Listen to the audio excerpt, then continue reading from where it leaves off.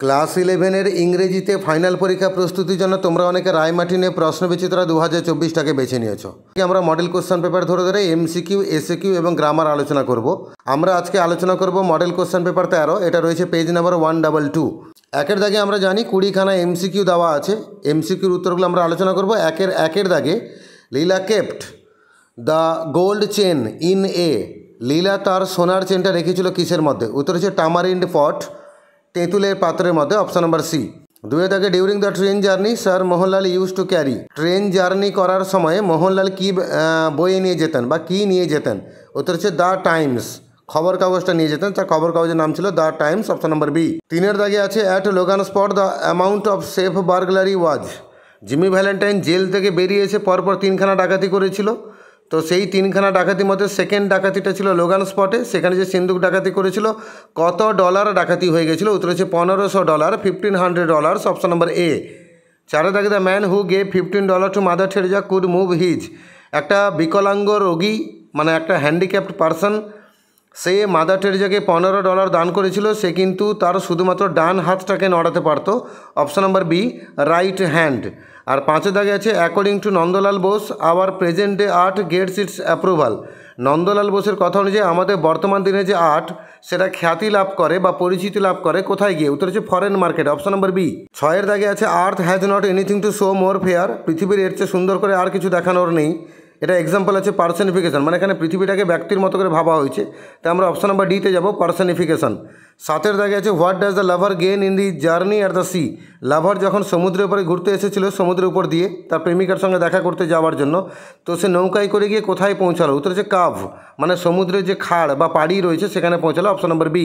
আর আটের দাগে what does crimson mean in the sea rose. The sea rose কবিতা ক্রিমসন কথার অর্থ কী? উত্তর হচ্ছে রেড, গাঢ় লালকে আমরা ক্রিমসন বলি, অপশন নাম্বার সি, রেড। আর নয়ের দাগে the title includes Ptolemy to bring the in the connotation of. এই টাইটেলটা ইউজ করেছেন ব্রাদারহুড, সেখানে কিসের মিশ্রণ ঘটানোর চেষ্টা করেছেন? উত্তর হচ্ছে man and universe, option number D. আর 10এর দাগে আছে the wind first of all addresses. বাতাস সমুদ্র থেকে উঠেছে, প্রথমে সম্বোধন কাকে করেছিল? না, প্রথমে কুয়াশাকে বলেছিল, অপশন নাম্বার ডি, দ্য মিস্টস। এবারে আমরা 11 থেকে 20তে যাব। এটা উইলিয়াম শেক্সপিয়ারের যে গল্পগুলো ক্লাস 11-এ পড়তে হয়, সেখান থেকে এমসিকিউ। 11 দাগে ড্রোমিওজ ওয়াইফ ওয়াজ। ড্রোমিওর স্ত্রীর নামটা কি? উত্তর হচ্ছে ডাউসাবেল, অপশন নাম্বার সি। 12 দাগে Aegeon stayed at Epidamnum for. Aegeon এপিডামনামে ছিল কতদিন? উত্তর হচ্ছে 6 মাস ছিল, অপশন নাম্বার সি, 6 মান্থস। 13 দাগে the daughter of the banish duke was. নির্বাসিত রাজার মেয়ের নাম কি? উত্তর হচ্ছে রোজালিন্ড, অপশন নাম্বার ডি। 14 দাগে the son Rowland de Boys was a friend of. Rowland de Boys কার বন্ধু ছিলেন? উত্তর হচ্ছে নির্বাসিত রাজার বন্ধু ছিলেন, অপশন নাম্বার বি। 15 দাগে the twin brother of Viola was. ভায়োলার যে যমজ ভাই তার নাম কি? Sebastian, option number A. আর 16 দাগে অরসিনো ওয়াজ। অরসিনো কে ছিলেন? উত্তর হচ্ছে নোবেল অ্যান্ড ডিগনিফাইড ডিউক, নোবেল এবং মর্যাদা সম্পন্ন রাজা, অপশন নাম্বার এ। 17 দাগে Cassio was promoted to the post of a. ক্যাসিওকে কোন পোস্টে প্রমোট করা হয়েছিল? উত্তর হচ্ছে লেফটেন্যান্ট, অপশন নাম্বার ডি। 18 দাগে ইয়াগো ওয়াজ ভেরি। ইয়াগো কেমন মানুষ ছিল? উত্তর হচ্ছে কানিং, মানে প্রচণ্ড ধূর্ত এবং চালাক, অপশন নাম্বার সি। 19 দাগে according to Macbeth his dearest friend was. ম্যাকবেথের মতে তার সবচেয়ে প্রিয় বন্ধুটা কে ছিল? উত্তর হচ্ছে ব্যাংকো, অপশন নাম্বার বি। আর 20 দাগে the first spirit made Macbeth aware of. প্রথম যে ডাইনিটা এসেছিল সে ম্যাকবেথকে কার বিষয়ে সতর্ক থাকতে বলেছিল? উত্তর হচ্ছে ম্যাকডাফ, অপশন নাম্বার বি। এবার আমরা 2-এর দাগে যাব। এটা এসএকিউর দাগ। মোট 16খানা দাগ রয়েছে। 1 থেকে 8-এর দাগগুলো হচ্ছে প্রোজ থেকে এবং 9 থেকে 16 হচ্ছে পোয়েম থেকে। আমরা সবকটা এসএকিউ আলোচনা করব। 1-এর দাগে যে হাউ ওল্ড ওয়াজ লীলা। লীলার বয়স কত? উত্তরে আমরা লিখব লীলা ওয়াজ 5 ইয়ার্স ওল্ড। লীলার 5 বছর বয়স। 2-এর দাগে যে why was the inspector furious. Inspector রেগে আগুন হয়ে গেছিলেন কেন? আমরা লিখব the inspector was furious because mister Shivshankar did not consult him before taking seat as a servant. আমরা বলবো ইন্সপেক্টর রেগে আগুন হয়ে গেছিলেন কারণ মিস্টার শিবশঙ্কর তার সঙ্গে কোনো আলোচনা করেননি সিটটাকে চাকর হিসেবে কাজে নেওয়ার আগে। 3-এর দাগে যে what was sir Mohanlal profession. মোহনলালের পেশা বা জীবিকা কী ছিল? উত্তর হচ্ছে sir Mohan was a vizier and a barrister by profession. Mohanlal ছিলেন একজন উকিল এবং আইনজীবী। এই 3-এর অরে একটা কোশ্চেন আছে what were the names of the 2 English soldiers. সেই দুজন ইংরেজ সৈন্য প্ল্যাটফর্মে ঘুরছিল, তাদের নামগুলো কী ছিল? উত্তরে আমরা লিখব the name of the soldiers were Bill and Jim. সেই সৈন্যগুলোর নাম ছিল বিল আর জিম। 4 দাগে why was Jimmy Valentine put into jail. জিমিকে জেলে ভরা হয়েছিল কেন? অর্থাৎ Jimmy was put into jail because he made burglary in Springfield. জিমিকে জেলে ঢুকানো হয়েছিল কারণ সে স্প্রিংফিল্ডে একটা ডাকাতি করেছিল। সে 4-এর অরে একটা কোশ্চেন আছে where did Jimmy first meet Miss Annabel Adams. Jimmy Miss Annabel অ্যাডামসকে প্রথম দেখতে পেয়েছিল কোথায়? Jimmy first met Annabel in Elmore in front of Elmore bank. জিমি প্রথমবার অ্যানাবেলকে দেখেছিল এলমোর শহরে, ওই এলমোর ব্যাংকের সামনে। 5 দাগে why did lady Lal finish off her meal hurriedly, lady Mohanlal তার মিলটাকে তাড়াহুড়ো করে শেষ করলো কেন? Lady Lal finished off her meal hurriedly because the train was to arrive in the platform.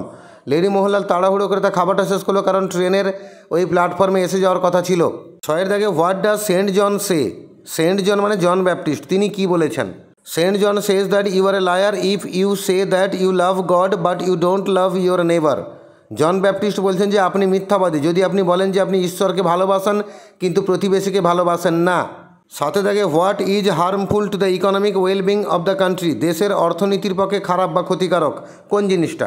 Two exclude art from the spare of our needs is harmful to the economic wellbeing. আমাদের দৈনন্দিন জীবন থেকে আর্টকে বাদ দিয়ে দেওয়াটা সেটা কিন্তু আমাদের আর্থিক দিক থেকে খারাপ। 8 দাগে আছে what is the only redress to enhance aesthetic sensibility? মানে নান্দনিক অনুভূতিবোধকে সঞ্চালিত করার জন্য একমাত্র সমাধানটা কি?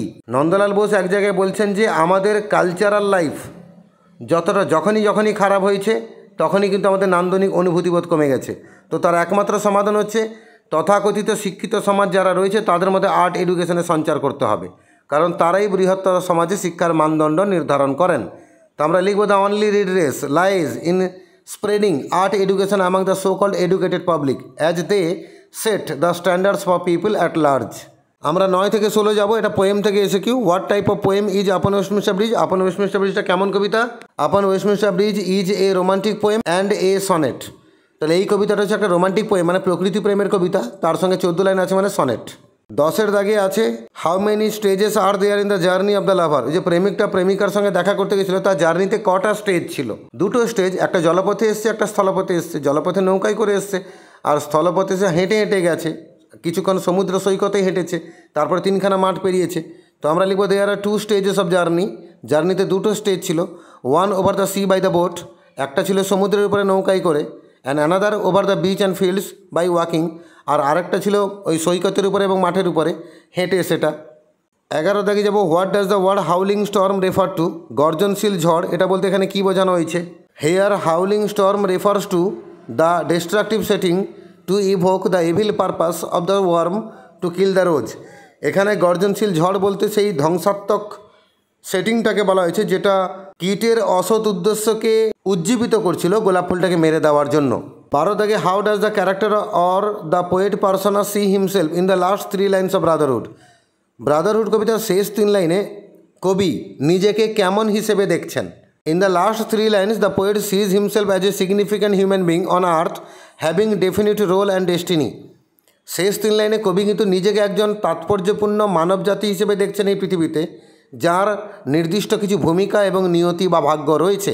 সে 12 অরে একটা কোশ্চেন আছে, in the poem brotherhood what kind of brotherhood is established? Brotherhood কবিতাতে কী ধরনের ভ্রাতৃত্ব স্থাপিত হলো? In this poem the international brotherhood is established. এই কবিতাতে আন্তর্জাতিক ভ্রাতৃত্ববোধ স্থাপিত হয়েছে। 13 দাগে to whom did the wind cry to sail on? বাতাস কাকে রওনা হতে বলছিল? The wind cried to the ships to sail on. বাতাস চিৎকার করে জাহাজগুলোকে বলছিল রওনা হতে। 14 দাগে আছে where is the speaker in meeting at night heading towards? Meeting at night কবিতায় বক্তা কোন দিকে এগোচ্ছিল? The speaker is heading towards the beloved's farm house. বক্তা এগিয়ে যাচ্ছিল তার প্রেমিকার খামার বাড়ির দিকে। 15 দাগে explain someone spells me out? কেউ একজন আমার লেখাটা পড়ছে, এই কথাটা ব্যাখ্যা করো। It means that the destiny of the poet is also written and it can be read by God or the readers. এই কথা অর্থ হচ্ছে যে কবির ভাগ্য লেখা হচ্ছে এবং সেটা পড়তে পারে ভগবান তথা পাঠকবর্গ। 16 দাগে not yet in quite lie? এখনও না, চুপচাপ ঘুমাও। What is the meaning of this sentence? এই বাক্যের মানেটা কি? The dead souls are lying peacefully and the wind tells them not to wake but to lie quietly. মৃত ব্যক্তিরা বা মৃত আত্মাগুলো শুয়ে আছে শান্তিতে কবরস্থানে এবং বাতাস তাদেরকে বলছে জেগে উঠতে না, বরং চুপচাপ শান্তিতে ঘুমিয়ে থাকতে। আমরা গ্রামারের দাগে যাব। 4 দাগে গ্রামারের দাগে, এখানে 7খানা গ্রামার থাকবে ডু অ্যাজ ডাইরেক্টেড। 1 দাগে stop cracking safes and live straight said the warden. Warden বলছেন তুমি ওই সিন্দুক ভাঙা বন্ধ করো এবং সোজা বাঁচো, মানে সহজ সরলভাবে বাঁচো। এটাকে ন্যারেশন চেঞ্জ করতে হবে। Warden advised to stop cracking safes and live straight. Warden advice করছেন সিন্দুক ভাঙা বন্ধ করতে এবং সহজ সরলভাবে বাঁচতে। 2 দাগে he did not like her poor illiterate relatives. Voice change করতে বলেছে। Her poor illiterate relatives were not liked by him. 3 দাগে he shook his hands with Mike he was alone behind the bar. Joining করতে বলেছে। He shook hands with Mike who was alone behind the bar. 4 দাগে at a (7:15) on the next morning Jimmy stood in the warden's outer office. এটাকে split করতে বলেছে, মানে দুটো simple sentence গঠন করতে হবে। It was (7:15) on the next morning প্রথম বাক্য, আর সেকেন্ড বাক্যে লিখবো Jimmy stood in the warden's outer office. 5 দাগে বাট আই লুক আপ, এটাকে নেগেটিভ করতে বলেছে। But I cannot but look up, কিন্তু আমি না উপরে তাকিয়ে থাকতে পারি না। 6 দাগে I believe that we are not real social workers, আমি বিশ্বাস করি আমরা প্রকৃত সমাজসেবী নই। এটাকে বিলিভকে নাউন করতে বলেছে। বিলিভের নাউন হচ্ছে BELIEF, বিলিভ।